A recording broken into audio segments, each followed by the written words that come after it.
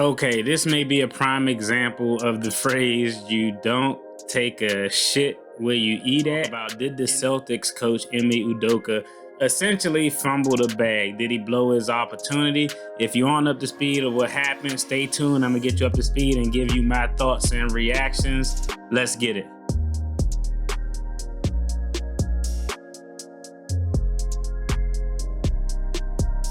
Yo, what's good? I'm Marcus. You're at the channel The Debt Free Dad, where we're talking finances, financial topics, financial current events, and letting y'all know what we got going on as we do our journey to financial freedom, or however we decide it. As always, disclaimer, I am a licensed attorney, but I'm not your attorney, so this isn't legal advice or financial advice.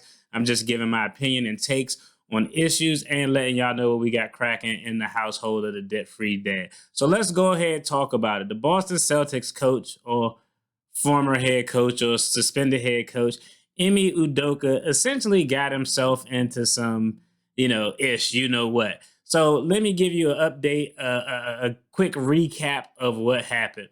This dude is a first season going into his second season head coach, and he took the Boston Celtics to the playoffs. I mean, it was a complete turnaround from what they did, the not meeting expectations the year prior to his arrival. Well, lo and behold, word came out a day ago that he is going to be suspended for the year for having an improper relationship with a staffer. Now, according to reports, I've seen reports out of there. It said some reports said one, some reports said multiple improper relationships, but we are going to talk about it. Now, first things first, from a money standpoint, this dude is a former NBA player. The average NBA coach yearly salary is like $4.2 million.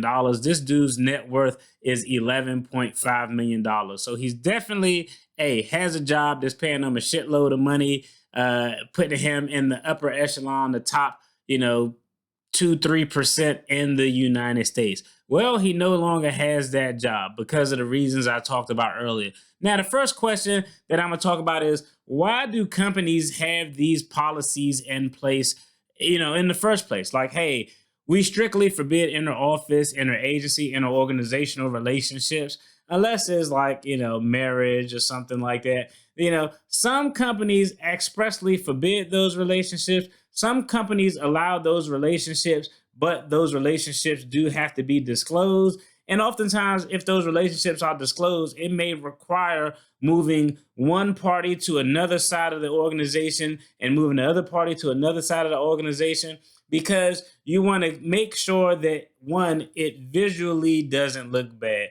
The company, their main goal is they want to avoid risk and avoid liability. So think about it. If you're the head coach of a team, or you the boss at your organization, and someone who falls under your chain of command, you start dating them, you open yourself and the company up to just a whirlwind of potential problems if the individuals say that they were forced into it, if other individuals say they aren't being treated fairly because of this relationship. Now, I'm not saying that this was anything forceful or anything to that effect. From all the reports, it appears to be a consensual relationship, but you have to understand the dynamic as to why a corporation doesn't want to do this or has such a policy, especially if you're the head coach. If you're the head coach of any professional franchise, you essentially wield a lot of power, a lot of authority. You have the potential authority to get people hired, fired, promoted, and all sorts of other things. So there is a lot of risk, hence the reason why companies engage in this policy.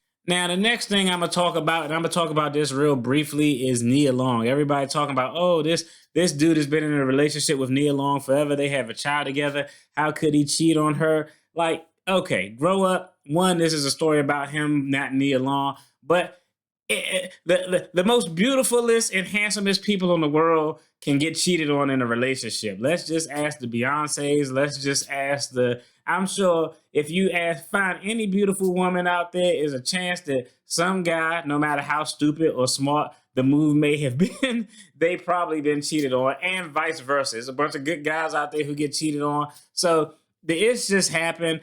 So it just happens. No matter how beautiful or handsome you are, everybody is susceptible to getting gamed, getting cheated on. It is what it is. Now, there are reports out there that there are or is more to this story, and it revolves around some unwanted sexual comments.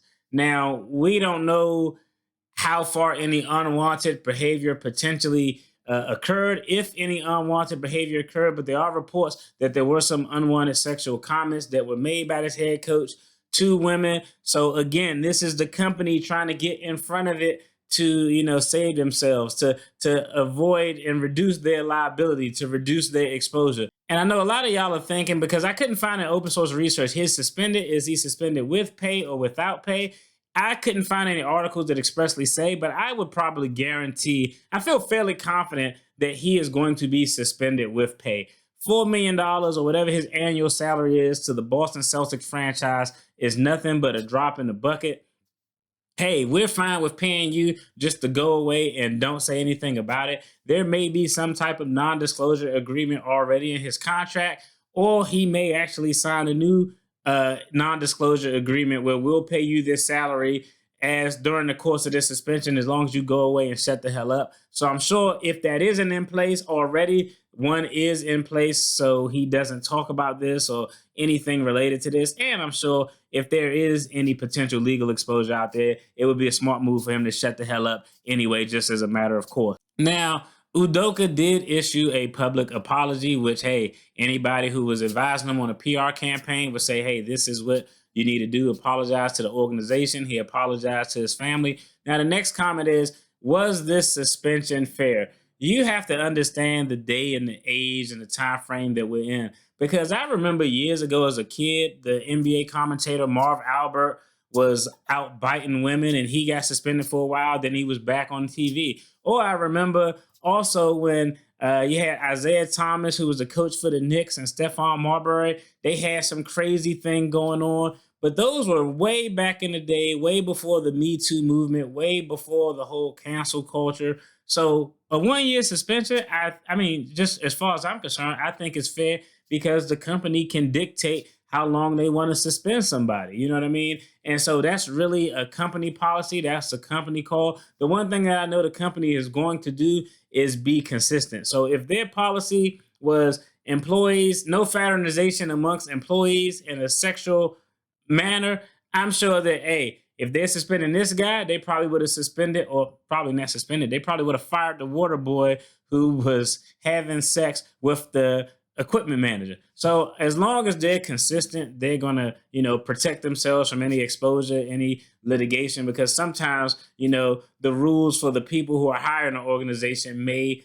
be applied differently for people who are lower in the organization. So I think the suspension is fair because, at the end of the day, the company gets to pick and decide and determine the scope of the punishments and the sanctions that they want to hand out. And the coach isn't going to complain because I probably guarantee, I feel fairly confident this dude is still going to get a paycheck.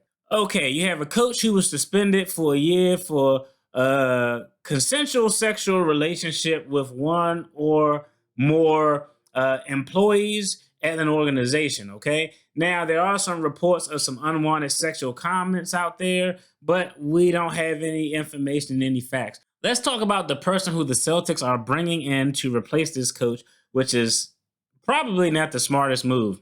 Joe Mazzulla. Joe Mazzulla, once he takes this position, he'll be the youngest coach or either the second youngest coach in the NBA. And, hey, they really love him. They think he's a great coach. Here is the problem with bringing this guy on. Now, I know this was a while ago in college, but hey, we all know what you do and what happens in your past can definitely impact and dictate your future. When this guy was in college in West Virginia, he pled guilty to underage drinking and aggravated assault. The next year, he was actually arrested for domestic battery, where he allegedly grabbed a young lady by the throat and mushed her or something to that effect. Now, it said he was arrested for that. I didn't see anything that said he pled guilty to or was convicted of that. I'm gonna just tell y'all right now, I feel like that's a bad person to replace someone with when the person you're replacing was violating a company policy on consensual sexual relationships, and you bring someone in with the past. And again, I'm not saying I'm not downplaying it. I'm not upplaying it. It's just something that's happened is a fact. And that's going to be an interesting question that I would like to see that's going to be asked to the general manager. Why did y'all decide to hire this guy who has this type of conduct and allegations in his past? Even though, that was back in the day when he was in college, everybody has a past, but y'all already know the game. You got Eddie Murphy apologizing for jokes that he made from a stand-up comedy special in the 80s in the 2020s. So y'all know 100% your past can impact your future. So it's going to be interesting. Now, do I think that Udoka is going to get another opportunity in coaching? He probably will.